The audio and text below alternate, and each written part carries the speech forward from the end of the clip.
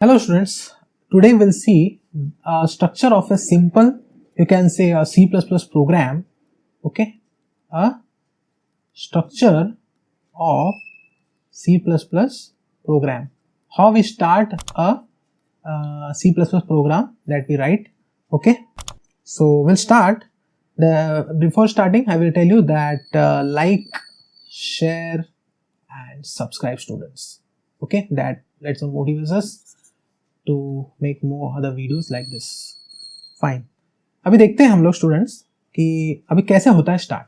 सबसे पहले तो क्या करते हैं हम लोग, प्रोग्राम का जो स्टार्टिंग है ना, सबसे पहले तो आप क्या करोगे, C++ का प्रोग्राम है तो आप क्या करोगे, फाइल, एक न्यू फाइल लोगे, ओके, और उसको क्या करोगे, .cpp से सेव कर दोगे। इससे ये जाना जाता है कि आपका ये फाइल जो है वो C++ फाइल है। हो गया पहला बात। फिर दूसरे से अभी लिखना अभी शुरू करना है हमको, ठीक है। तो अगर लिखना शुरू करना है, सो नाउ ओके, ये एक बॉक्स है, मतलब एक फाइल है, तो यहां फर्स्ट में क्या स्टार्ट करोगे आप, हेडर फाइल इंक्लूड करोगे। क्या करोगे, हेडर फाइल इंक्लूड करोगे आप, ओके, फाइल्स इंक्लूड करोगे फर्स्ट लाइन में। दूसरा लाइन क्या करोगे आप एक तो मेन फंक्शन से स्टार्ट करोगे, अगर मेन सादा प्रोग्राम है, मतलब नॉर्मल प्रोग्राम है तो, या फिर क्लासेस और ऑब्जेक्ट्स वाला, ओप्स वाला कंसेप्ट के अंडर का कर रहे हो तो आपका जो होता है वो क्या होगा, क्लास से शुरू होगा, ठीक है ना। किससे शुरू होगा, क्लास से शुरू होगा, क्लास या फिर मेन, ठीक है। तो ये इंपॉर्टेंट है, हो गया दूसरा। अभी तीसरा क्या है आपका, दैट इज ये सब लिया, फिर मेंबर वेरिएबल्स का डिक्लेरेशन, ठीक है ना, मेंबर वेरिएबल्स डालना। उसके बाद मेंबर फंक्शंस, ठीक है ना, उसके बाद क्या है, मेंबर फंक्शंस, ये सब लिया, ओके। अगर यहां पे देखो, अगर यहां पे क्लास रहेगा तो मेन फिर यहां पे आएगा, अगर आपने क्लास लिया है, क्योंकि main is, you can say, a heart of the program, ठीक है ना। मेन तो रहेगा ही, अगर सिर्फ नॉर्मल मेन रहता है तो ऐसा रहेगा, मेन रहेगा, इधर हेडर रहेगा आपका, फिर मेन से शुरुआत होगा, फिर आपका यू कैन से मेंबर वेरिएबल्स रहेगा, या फंक्शन लिया तो फंक्शन रहेगा, ओके, देन जो भी है प्रोग्राम, और वो कंप्लीट हो जाएगा आपका, ठीक है ना।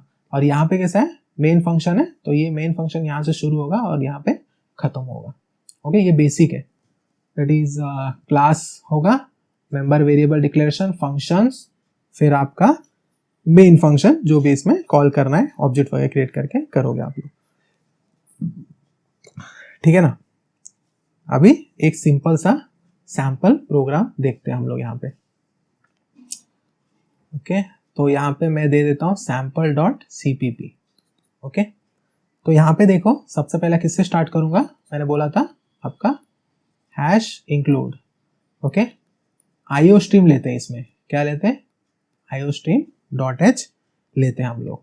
अगर C का फाइल होता तो stdio.h लेते थे हम लोग, ओके, C का होता तो stdio.h लेते थे, बट ये C नहीं है, C++ है, ठीक है। सो यहाँ पे ये हो गया। फिर बाद में अभी क्या है, सिंपल मेन फंक्शन से स्टार्ट किया मैंने, ओके, मेन लिया। यहाँ पे मेन लेने के बाद मेरे को क्या करना है, सिंपल सा एक मैसेज प्रिंट करना है, अगर तो सी आउट करके, ये क्या आपका एक्सट्रैक्शन ऑपरेटर, ओके, इधर अंडरलाइन नहीं आएगा, मैं बता रहा हूँ आपको ऐसे, ठीक है। सो ये हुआ ऐसे, और यहाँ पे डबल कोट्स में आप क्या बताओगे, जैसे hello world, okay, hello world, ठीक है, कर दिया मैंने, और इसको बंद कर दिया, और इधर मैंने क्लोज कर दिया इसको, ठीक है। तो ये क्या हो गया, सिंपल C++ प्रोग्राम हो गया, जिधर कि मैंने मेन लिया और जो भी डिस्प्ले करना था वो कर दिया मैंने, ओके। और अगर इसी में अगर मैं बोलूँ आपको, अगर एक दूसरा प्रोग्राम लो यहाँ पे, चलो दूसरा लेते हैं हम लोग, दूसरा पेज में, दैट इज हैश इंक्लूड रहेगा, okay, hash include IO stream .h, ठीक है।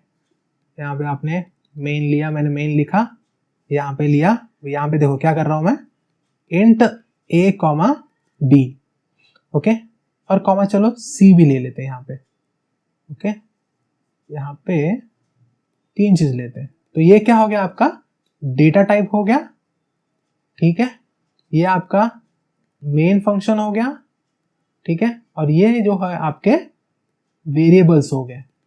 क्या हो गए? Variables.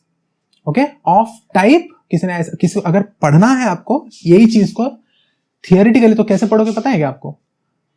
A B C are the member variables of type integer. क्या? ऑफ टाइप इंटीजर, ऐसा, ठीक है, हो गया। फिर अभी इसके बाद यू कैन से अगर मुझे करना है, अगर एक प्रिंट ले लेते पहले कि भाई एंटर द नंबर्स करके, ठीक है ना, एंटर द नंबर्स, क्योंकि ये 3 वेरिएबल्स भी लिया है ना हमने, तो इसको डबल कोट्स करके सेमीकोलन डालेंगे, और सेमीकोलन डालना जरूरी है स्टूडेंट्स, नहीं तो एरर आएगा आपका स्टेटमेंट मिसिंग करके। क्या एरर आएगा? स्टेटमेंट मिसिंग करके एरर आएगा। ओके, सो यहाँ पे देखो that is enter the number लिया मैंने। ओके, बाद में यहाँ पे क्या कर दूंगा? सी इन। सी इन में इंसर्शन ऑपरेटर, ये वाला ऑपरेटर लूंगा यहाँ पे, ठीक है ना। तो इधर हुआ सी इन, क्या करूंगा मैं? लूंगा, यूजर से लूंगा, इसके लिए इधर दिया नहीं था मैं, इधर इनिशियलाइज नहीं किया हूं मैंने। अगर इनिशियलाइज करना रहता तो मैं ऐसे लिखता, int a is equal to 2, b is equal to 3, c is equal to 0, या c को कुछ भी नहीं, क्योंकि यहाँ पे क्या कर रहा हूं मैं? एडिशन वाला प्रोग्राम करना चाह रहा हूं मैं। तो एडिशन करने के लिए क्या होगा? c is equal to a plus b लिखूंगा, मतलब a का जो भी वैल्यू है, b का जो भी वैल्यू है, दोनों का एडिशन होके वो इसमें आ जाए c में। आपको तो पता है राइट टू लेफ्ट फॉलो होता है, ये एक ध्यान में रखो, राइट टू लेफ्ट फॉलो होता है। Okay, right to left principle follow होता है, आपके मैक्स के जैसा नहीं है। मैक्स में कैसा होता है? लेफ्ट टू राइट होता है। x is equal to y बोला तो x का वैल्यू अगर 2 रहेगा तो y का वैल्यू 2 हो जाएगा, ऐसा नहीं। इधर ऐसा है कि y का वैल्यू अगर 2 है तो वो x का वैल्यू 2 होता है, ऐसा, ठीक है ना। तो ये प्रोग्रामिंग लैंग्वेज है बॉस, थोड़ा तो रहेगा उल्टा। ओके, तो ये हो गया आपका, और ठीक है, यहाँ पे मैं इसको जरा रफ करता हूँ अच्छे से ताकि आपको आसानी हो जाए। int a, b, c, ठीक है। ओके, नाउ यहाँ पे c इन a और b ले लिया दोनों। अभी क्या करूंगा? c is equal to a plus b, मतलब ये जो है इसको बोलेंगे हम लोग एक्सप्रेशन स्टेटमेंट। इसको क्या बोलेंगे हम लोग? Expression statement. ये ध्यान में रखो, एक्सप्रेशन स्टेटमेंट बोलेंगे इसको। ओके, तो ये सी मतलब क्यों? एक्सप्रेस करके प्रोसेस कर रहा है यहाँ पे a प्लस बी का वैल्यू जो भी अपन यूजर से लेंगे वो क्या करेगा आपका? इसमें ऐड करके दे देगा, ठीक है। अभी क्या करूंगा मैं? इसका आउटपुट चाहिए तो आउटपुट क्या करूंगा? सी। तो मेरा क्या हो जाएगा?